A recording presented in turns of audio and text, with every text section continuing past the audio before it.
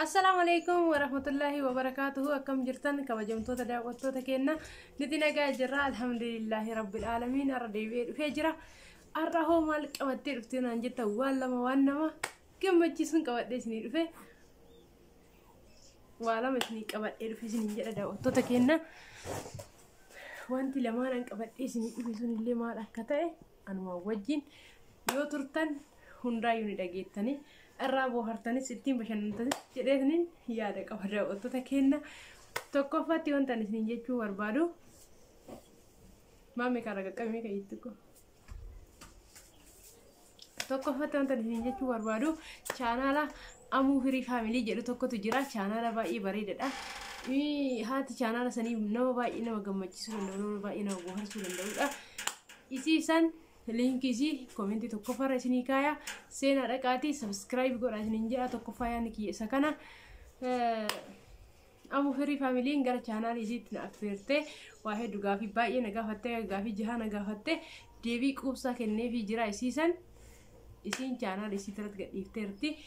Waa hedduu irraa barattan waa hedduu ittiin bashannantan jedheetiniin abdii qaba. Isa san dhaqaatii seenaa daawwadhaa isiniin jedha daawwattoota keenya. Haga dhumaatti illee ilaala isinillee jajjabeessa. Share like subscribe illee godhaa fi maatii ta'a isiniin jedha. Waa hedduu nama ganaa hojjechuu barbaadudha. Nama bakka guddaa ga'uuf lafaa ka'aa jirudha. Yani hidhattee lafaa kaatee jirtiidha. Shamarran biyya Arabaa keessaa nama tokkodha. Isiisan dhaqaa na jajjabeessa. Please sadaraa keessan dhaqaa subscribe naa godhaa isiniin jedha. Gaafii isin na gaafattu sunillee gaafii keessan hunda ta'uu danda'a. Chaanaalii kiyyattirrattuu guyyaa tokko gaafii akkasii gaafatamee deebisee hin beeku. Isiin na gaafattee gaafii san seeran isiidha deebisee jira. Isa san yoo dhayxan gaafii keessanis ta'uu danda'a. Arras hubachuu dandeettan jedhee abdii qaba. Dhaqaa Amuu jajjabeessa isiniin jedha. Lammaffaarratti immootu wanta ani qabadhee isinii dhufee kalee malee dheengadda gadhiise viidiyoo san. Kalee malee dheengadda viidiyoo gadhiise irratti nama hedduun keessan naan loltanii jirtan. Wanti naan loltaniif mana jaalattanii fi dhiifama isiniin jedha. Maaliifi Fooziyaa qabattee isiniin mana nyaataan deemne ijoollee keetii fi abbaa manaa kee bichaa qabattee mana nyaataa maaf deemte wanta jedhu kaaftanii jirtanii. Isa sanillee isinillee wantumanas jaalattaniif wantuma Fooziyaallee jaalattaniif kaaftanii deebii isinii kennuu barbaada. Tokkoffatti ani kadee mana nyaataa guyyaa deemnu nuti baay'ee viidiyoo maruuyyuu hin jaalannu. Sababni isaallee uummanni keenya viidiyoo gizee ati kaameraa kaafnetiin viidiyoo marru dhimma biraatti wal qabsiisa waan ta'eef baay'ee namni keenya waa'ee kaameraa kanarraa hin beeku. Viidiyoo baay'ee namni haga namarraa hin beeku hin maran jechuudha. Viidiyoo mana nyaataa keessatti hin maran jechuu osoo hin taane qalbii niyyaa kiyya kanaraa godheera dhiifama.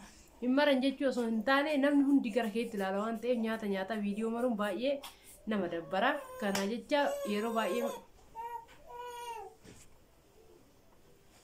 yeroo baay'ee gizee mana nyaataa deemnu viidiyoo hin hojjennu. Dheengadda garuu akka itti hojjenne gaafa san namatu nu affeere ofii keenyaan dhayne. Abbichi nu affeere mootu Fooziyaa nu wajji hin affeerre. Sababa kanaaf Fooziyaan manatti hafte malee gizee mana nyaataa deemu hundaa Fooziyaan hin deemtu jechuu miti. Fooziyaa wajjin bayaatumaan oolla garuu dheengadda akka tasaa ta'e nuufi maatii keenya nama biraatti nu affeere. Isii hin affeerre nu wajjinii. Namni si affeeree gara mana nyaataatti deemte ofii keetiin mootuyyuu nama biraa qabattee deemuun baay'ee ulfaataadha isiniin jedha daawwattoota keenya. Waa walaa hubannu ani walii waa jechuun duratti waa walaa hubannu isiniin jedha. Abbichi nu affeerre Fooziyaan wajjin hin affeerre. Nullee sababuma kanaan Fooziyaa dhiifnee deemne. Abbichi nu affeerellee kaameraa seenuu hin barbaanne kanarraa ka'e mootu nu yuutuubara akka taane immoo sirriitti beeka. Viidiyoon hojjettanii affeeraa kiyyan tuffattanii namni yennan haga san xiqqoo qarrasne malee viidiyoo hojjechuu barbaannetii miti. Amantanis amanuu baattanis dhugaan jiru. Kanuma isiniin jedha daawwattoota keenya. Kan biraa mootu Fooziyaa namni na caalaa jaalattan, namni caalaa jabeessitan, namni caalaa jajjabeessitan yoo jiraattan taate bilbila isiillee isinii kenna. Seentanii bilbiltaniif illee wanta isin barbaadduun gargaaruu dandeettan. Fooziyaan nama baay'ee gargaarsa barbaadudha. Nama immoo ganaa lafaa ka'aa jirudha. Mana nyaataa bichaa deemtee nyaata nyaatu osoo hin taane waa hedduu isii barbaachisaa. YouTube baneefii jira. Alhamdulillah subscribe illee guutee jira. Sa'aatii bichaadha. Sa'aatillee viidiyoo irratti hojjannaa hin guutaa inshallah. Garuu silkii mallee qabaattee silkii guddoo qabaattee ittiin hojjetaan jirtu silkii kiyyaan ijiitu godhe. Ofii kiyyaa sijjamma dhiifama afaan Amaariffaa itti maka. Ofii kiyyaa viidiyoo waraabee ofii kiyyaa idiit godhee ofii kiyyaa bilbila kiyyaan kaameraa kiyyaa qarqaareetiniin akka isiin hojjettu gochaa jira malee hojiin bilbiluma gahallee hin qabdu haga silaa yaani ka anarraa jaan argattullee gara warra ofii gargaartii warri baay'ee nama gargaarsa isaan barbaachisu waan ta'aniifi sababa kanaaf hojiin gamma bilbiluma gahaa tokkollee bitattee hin qabdu yoo gargaaru barbaadda yoo ana caalaa hojii akkasitti quuqama qabaatanii hojiyaa akkuma maadaamiin biyya arabaa nu gooti nama naan jedhe jira akkuma ofii isii manatti gattanii fi mana fooniin deemtanii nama jedhe jira bakka akkuma nama naa kafaltaniitti nama naqeeqee jira dhugaa rabbii waan baay'ee nama gaddisiisuudhaan yaani haa ta'u jedheetuma taqabbaleeti malee hundaafuyyuu walumaa galatti yaadni keessan hojii yaaduun keessan baay'ee disna jedha garuu akkasitti nu qeequun qabdan dura hubachuu qabdan sababni isaa maali jettanii na gaafatuu qabdan osuma nan gaafatin immootu akkasitti murteessitanii jirtanii murteessitanii ishii haa ta'u suni na caalaa hojii yaaddan taanaan hojii gargaaruuf karaan banaadha karaa kamiinuu isii gargaaruu dandeettanii karaa kamiinuu cinaa dhaabbachuu dandeettanii isiniin jedha daawwattoota kiyya kana caalaan waan isiniin jedhuun qabu hojii ammaachiin akka dassin jedhu ni baana yeroo baay'ee inshallah ammaachi yoo tole viidiyoo isinii maraisi wajjin illee isiniin jedha isi yaani maadaamin ani biyya arabaa deemeera guyyaa tokkollee bakka bashannanaa dhaqee bashannaniin beeku bakka bashannanaa dhaqee bashannanuun haa ta'uti nyaanni alarraa bitamee gisee manatti gara manaatti dhufu nyaata san ani waan mana keessa jiru nyaadha malee nyaata san naaf hin kennamu dhugaa isinitti himuuf yoo ta'e sababni isaallee